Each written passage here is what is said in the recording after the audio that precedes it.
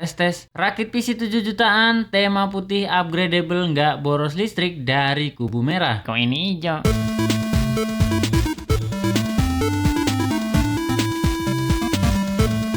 Rakit PC 7 jutaan kali ini masih pakai prosesor yang sama dengan video sebelumnya. Masih pakai prosesor AMD Ryzen 5 5600 yang sudah punya 6 core dan 12 thread dari soket AM4. Ryzen 5 5600 bisa kalian dapatkan di harga 1,5 jutaan, kondisinya baru yang versi Tri. Kalau versi box sedikit lebih mahal ya, tapi kalian nggak perlu beli fan lagi.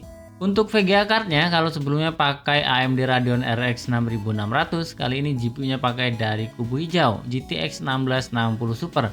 Salah satu VGA card yang paling banyak dipakai dan masih sangat cukup bisa diandalkan ya untuk kebutuhan gaming maupun editing. GTX 1660 Super yang saya pakai ini dari brand Inno3D, kondisinya bekas. GTX 1660 Super ini kemarin saya dapat di marketplace, harganya lumayan mahal, 1,9 juta, karena saya pengen aja ya, ini kipasnya tuh nyala-nyala, ada lampunya. Nah, jadi kalian bisa juga nanti dibandingkan gimana performanya GTX 1660 Super ini dengan rakitan sebelumnya yang menggunakan RX 6600 yang ini. Karena secara harga ya mirip-mirip ya, beda tipis, selisihnya tuh sekitar 200 ribuan. Untuk motherboardnya pakai B550 Pro SE karena temanya putih. B550 Pro SE dari ASRock ini chipsetnya bukan B550 tapi menggunakan chipset Pro 565. Apakah ngaruh ke performa CPU yang kalian pakai nantinya? Ya enggak juga ya. Jadi secara umum itu seperti ini ya penjelasannya. Nah, nanti kalian bisa searching secara lebih detailnya. Jadi nggak perlu diperdebatkan lah ya. Untuk harganya B550 Pro SE ini bisa kalian dapatkan di harga 1,5 jutaan. Selanjutnya power supply. Masih sama dengan rakitan sebelumnya, pakai power supply dari PC Cooler seri KF550 80 plus watt. Harganya 500 ribuan, sudah flat kabel, jadi rapi dan mudah mengatur kabel manajemennya. Di bagian power supply saya juga selalu menyarankan kalian itu beli baru aja ya, karena banyak juga pilihan dari brand lain di harga under 500 ribuan. Tapi kalau ada rencana upgrade GPU ke depannya dan sekarang ada dana, masih ada ya, dananya masih cukup, ya sekalian beli yang kapasitasnya itu sedikit lebih besar, mungkin ke 650 watt untuk jaga-jaga upgrade komponen ke depannya. Untuk RAM-nya pakai Adata XPG Spectric D35 16GB 3200 MHz. Harganya under 600 ribuan, sudah ada LED RGB-nya supaya makin rame PC-nya.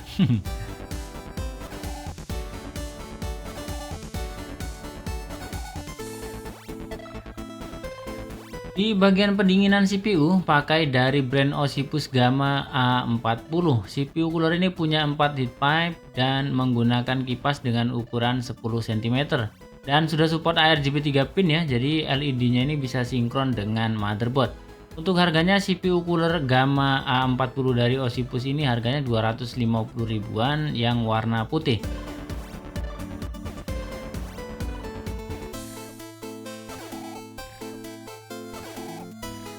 Di bagian sistem storage-nya masih pakai SSD NVMe dengan kapasitas 512GB dari Venomer X, harganya 500 ribuan.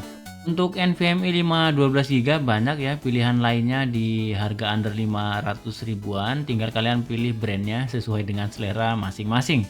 Di bagian penyimpanan saya masih pakai harddisk 1 tera, ini kondisinya bekas dari brand WD. Ini WD Black ya, copotan PC build up.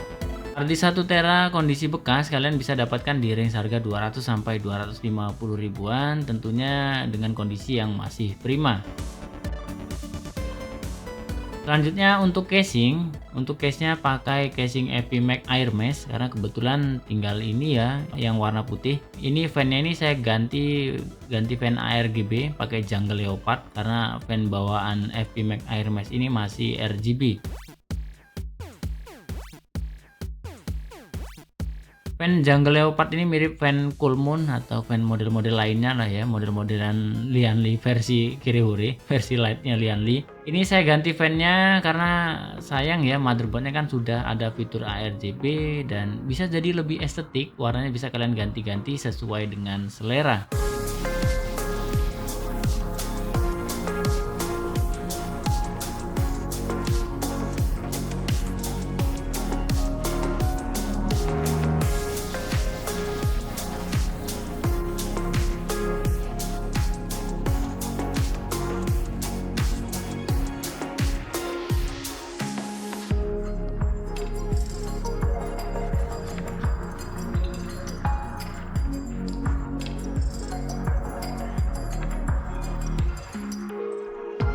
Ya, jadi budget yang diperlukan untuk rakit PC seperti ini tuh bisa kalian lihat di tabel sebagai berikut. Pasti ada perbedaan harga per komponennya karena komponen yang dipakai ini selain mix baru dan second, komponen PC itu bisa naik dan turun kapan aja tergantung ketersediaan stok di market, dan harga yang tertera juga belum termasuk ongkos kirim ya ke daerah kalian masing-masing ya. Apalagi kayak casing itu kan ongkos kirimnya biasanya lumayan ya. Dan nggak semua daerah itu tercover gratis ongkir.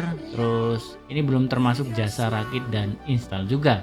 Di kondisi idle, PC ini cuma narik daya rata-rata 45 watt. Buat nonton YouTube 1080p narik daya rata-rata 70-an watt. Oke, langsung aja kita tes di penggunaan gaming gimana performa dan konsumsi listrik PC rakitan merah hijau kali ini. Mari kita simak, jangan di skip-skip supaya kalian tahu performa dan juga konsumsi listriknya.